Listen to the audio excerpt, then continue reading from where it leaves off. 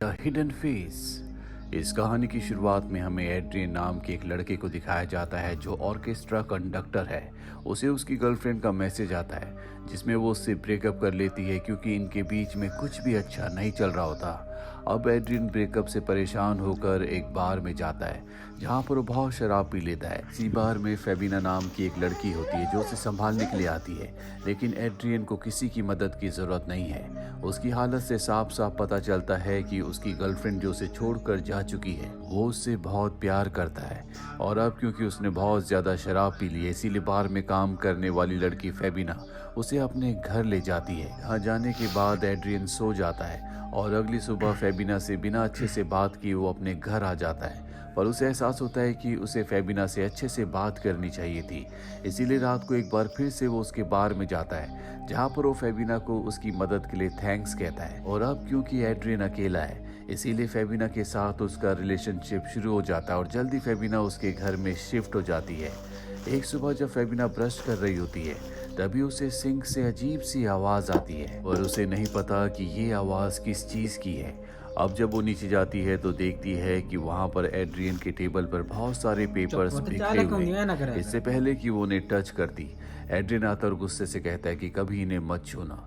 अब एड्रियन के घर में डिटेक्टिव आते हैं और उससे उसकी पहली वाली गर्लफ्रेंड के बारे में पूछते हैं। एड्रियन उन्हें वो वीडियो दिखाता है जो उसकी गर्लफ्रेंड ने आखिरी बार उसे भेजा था, जिसमें उसने कहा था कि इनका रिलेशन अच्छे से नहीं चल रहा इसीलिए वो घर छोड़कर जा रही है।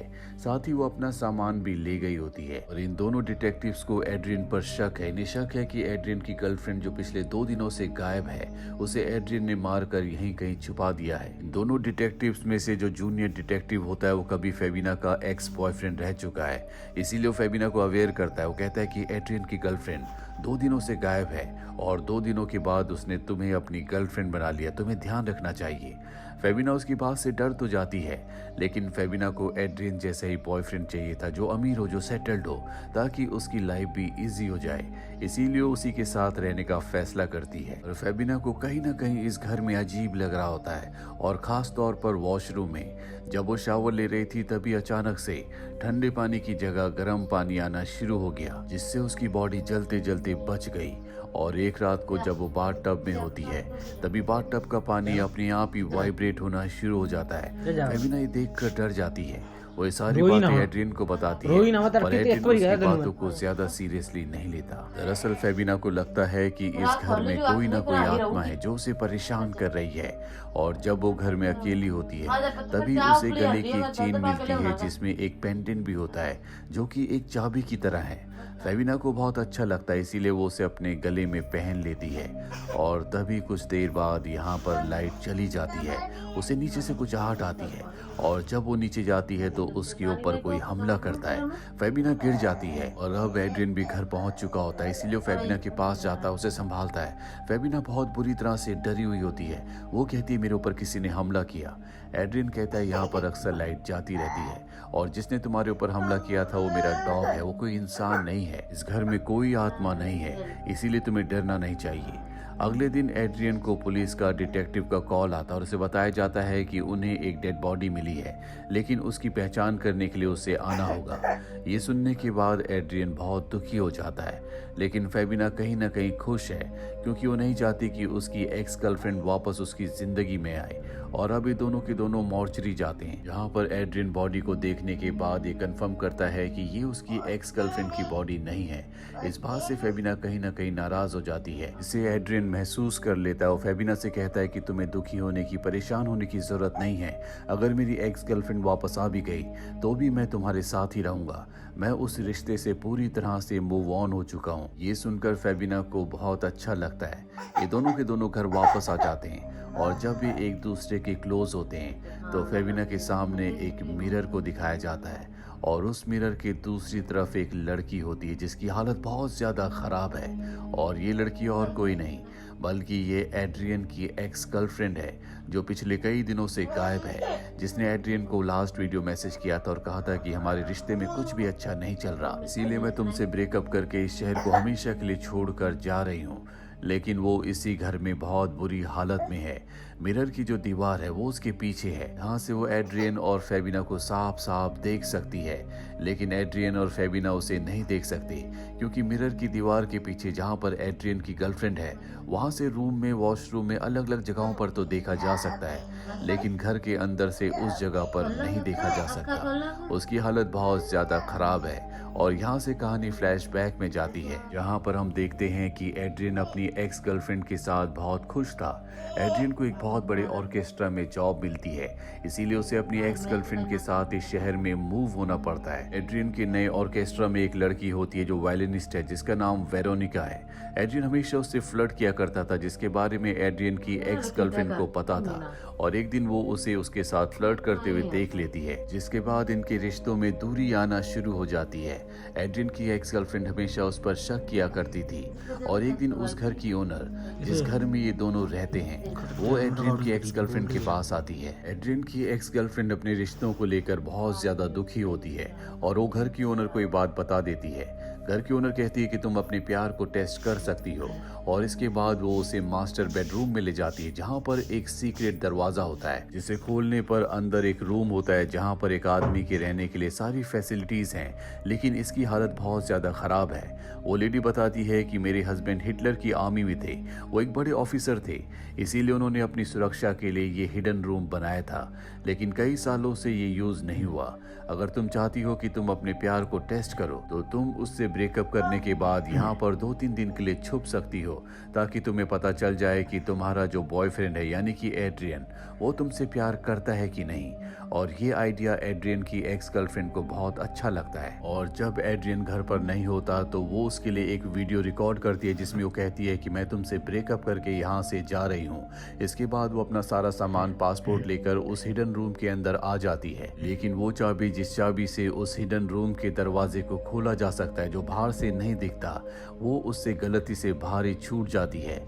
और अंदर आने के बाद एड्रियन की एक्स गर्लफ्रेंड वहाँ उस हिडन रूम में फंस जाती है। हालांकि वो अंदर से घर के हर एक हिस्से को देख सकती है, क्योंकि इस रूम को इसी तरह से डिजाइन किया गया था, लेकिन बाहर जो लोग होते हैं उन्हें अपने सामने सिर्फ मिरर दिखता है। एड्रियन की एक्स गर्लफ्रेंड एड्रियन को कॉल करने की कोशिश भी करती है, लेकिन यहाँ पर कवरेज नहीं होता। साथ ही पूरा रूम साउंड प्रूफ है, आप कितना भी चिल्ला लो, यहाँ से आवाज बाहर नहीं जाएगी। एड्रियन की एक्स गर्लफ्रेंड यहाँ पर पूरी तरह से फंस चुकी है, उसे नहीं पता कि वो बाहर कैसे निकलेगी। एड्रियन भी इस बात से बहुत दुखी होता है, लेकिन एक दिन बाद ही उसका फेबिना से रिलेशनशिप शुरू हो जाता है। साथ ही इनके घर में जो डॉग होता है, वो हमेशा मिरर के सामने बैठा रहता है, क्योंकि उसे पता है कि मिरर के दूसरी तरफ एड्रियन की एक्स गर्लफ्रेंड है, जिससे वो बहुत प्यार करता है। और अब एड्रियन की एक्स गर्लफ्रेंड को ये भी लगता है कि एड्रियन ने उसे धोखा दिया है। उसके जाने के बाद उसने नया रिलेशनशिप शुरू कर दिया, और उसे इस बात का भी एहसास है कि एड्रियन उससे बहुत प्यार करता था, क्योंकि उसके चले जाने के बाद वो बहुत ज्यादा दुखी था।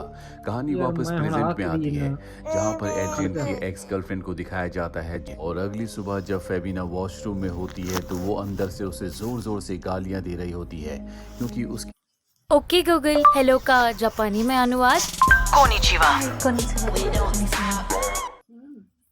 बेटा आप यहाँ? Dad, this is Vikram Rathore, pilot है। Priya's boyfriend sir. पायलट हो? Yes sir. बहुत उड़ रहे हो। उसकी जगह जो कि एड्रियन की जिंदगी में थी, अब फेबिना ने ले ली है।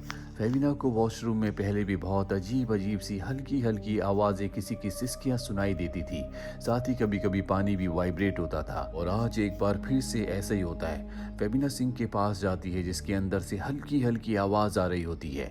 ये आवाज़ और किसी की नहीं, बल्कि एड्रियन की एक्स गर्लफ्रेंड की है, जो उस सीक्रेट हिडन रूम से उसे आवाज़ें लगा रही होती है। और इस आवाज़ को फेबिना धीरे धीरे सुन सकती है, लेकिन क्लियर उसे कुछ भी सुनाई नहीं दे रहा होता।